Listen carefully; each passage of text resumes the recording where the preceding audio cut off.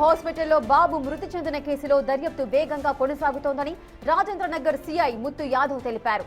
బాబు post mortem పూర్తయిందని, మృతికి గల కారణాలను శాస్త్రీయంగా నిర్ధారించేందుకు సేకరించిన యూరిన్, బ్లడ్ శాంపిల్స్ ను ఫోరెన్సిక్ ల్యాబ్ కు పంపినట్లుగా వెల్లడించారు. ఈ రిపోర్ట్ రావడానికి 15 రోజులు పడుతుందని, నివేదికలో వైద్యుల నిర్లక్ష్యం ఉన్నట్లు తేలితే డాక్టర్ అభిషేక్, నర్సులపై కఠిన చర్యలు తీసుకుంటామని స్పష్టం చేశారు.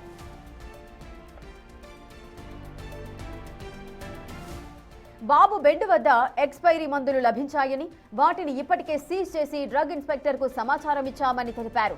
తగిన ఆధారాలుంటేనే చర్యలు తీసుకోగలమని, ఈ కేసులో వైద్య బృందం ఇచ్చే నివేదిక, ఎఫ్ఎస్ఎల్ రిపోర్టు అత్యంత కీలకమని, హాస్పిటల్ ఫార్మసీపై కూడా విచారణ జరుపుతామని ఆయన వివరించారు. క్రయాన్స్ హాస్పిటల్లో 6 నెలల బాబు చికిత్స పొందుతూ మృతి చెందడం జరిగింది. అయితే ఇందులో భాగంగా వాళ్ళ తల్లిదండ్రులు మాత్రం వైద్యం వికటించడం, అదేవిధంగా ఎక్స్పైర్ అయిపోయినటువంటి ఇంజెక్షన్ ఇచ్చిన కారణంగానే చనిపోయాడని చెప్పేసి ప్రధానంగా తల్లిదండ్రులు ఆరోపిస్తున్నారు.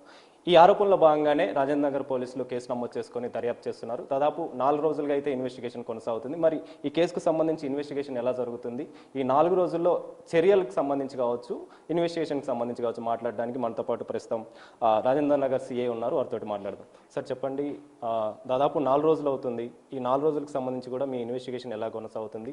అదేవిధంగా ఇందులో ప్రధానంగా ఆరోపణలు ఎదుర్కొన్నటువంటి అభిషేక్ డాక్టర్, ఆయనకు సంబంధించి ఎలాంటి చర్యలు తీసుకుంటున్నారు? అంటే ఇప్పటి వరకు కూడా జరిగిన ఇన్వెస్టిగేషన్లో భాగంగా మేము బాబు బాడీని పిఎంఈ తర్వాత అక్కడ కలెక్ట్ చేసిన యూరిన్ శాంపిల్స్, బ్లడ్ శాంపిల్స్, విసరా కూడా ఎఫ్ఎస్ఎల్కి పంపించడం జరిగింది. దాంట్లో ఏదైనా నెగ్లిజెన్స్ కారణంగా బాబు చనిపోయినట్టయితే రిపోర్ట్ వచ్చినట్టయితే డాక్టర్ మీద యాక్షన్ తీసుకోవడం జరుగుతుంది. ప్రజెంట్గా అయితే వాళ్ళ ఫాదర్ విష్ణువర్ధన్ ఇచ్చిన కంప్లైంట్ మీద హాస్పిటల్ మీద కేసు కట్టడం అయితే జరిగింది. నెక్స్ట్ వచ్చేసి మనకు సాటర్డే రోజు, సండే రోజు కూడా ఈ డిఎంహెచ్ఓ వాళ్ళు వచ్చేసి హాస్పిటల్కి సంబంధించిన టర్మ్స్ అండ్ కండిషన్స్, లైసెన్స్ ప్రకారం నడుస్తుందా లేదా అనేది కూడా వెరిఫై చేసిర్రు. అక్కడ ట్రీట్మెంట్ తర్వాత కూడా కొన్ని ఎక్స్పైరీ మెడిసిన్స్ హాస్పిటల్లో దొరకడం జరిగింది. ఈ బాబుకి ఇచ్చిన మెడిసిన్స్ కూడా దాని మీద లాస్ట్ మంత్ ఆ మెడిసిన్ ఎక్స్పైరీ అయినట్టు ఉంది. కన్సర్న్ డ్రగ్ ఇన్స్పెక్టర్ కూడా వచ్చేసి అవి కూడా వెరిఫై చేసి ఆ కన్సర్న్డ్ ఫార్మసీని కూడా వెరిఫై చేసిండు. ఒకవేళ ల్యాబ్స్ ఉంటే వాళ్ళు దాని మీద యాక్షన్ తీసుకుంటారు. ఈ ఎఫ్ఎస్ఎల్ రిపోర్ట్ వచ్చిన తర్వాత బాబుకు సంబంధించి ఆ డాక్టర్ మీద యాక్షన్ తీసుకోవడం జరుగుతుంది. అంటే ఎఫ్ఎస్ఎల్ రిపోర్ట్ ఎప్పుడు వస్తుంది? అదేవిధంగా మొన్న డిఎంహెచ్ఓకి సంబంధించి కూడా టీమ్ తనిఖీలు చేయడం జరిగింది, వివరాలు కూడా తెలుసుకున్నారు. వాళ్ళకి సంబంధించిన రిపోర్టు ఎప్పుడు వచ్చే అవకాశం ఉంటుంది?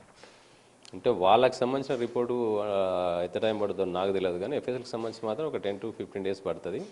ఏదైనా నెగ్లిజెన్స్ ఉన్నట్టుగా ఎఫ్ఎస్ఎల్ రిపోర్ట్ వస్తే యాక్షన్ తీసుకోవడం జరుగుతుంటుంది. నేను కంటిన్యూ కూడా ఆ రిపోర్ట్ గురించి మానిటర్ చేస్తూ ఉంటాను పర్సనల్గా. మొత్తానికైతే క్రయాన్స్ హాస్పిటల్లో చికిత్స పొందుతూ 6 నెలల బాబు మృతి చెందిన విషయం తెలిసిందే కాబట్టి దానికి సంబంధించి ఇన్వెస్టిగేషన్ కొనసాగుతుంది. ఎఫ్ఎస్ఎల్ రిపోర్ట్ వచ్చిన తర్వాతనే చర్యలు తీసుకుంటామని చెప్పేసి సిఐ చెప్తున్నారు. కెమెరా పర్సన్ శంకర్రావుతో కలిసి Anil, big TV, Rajendra Nagar police station నుంచి.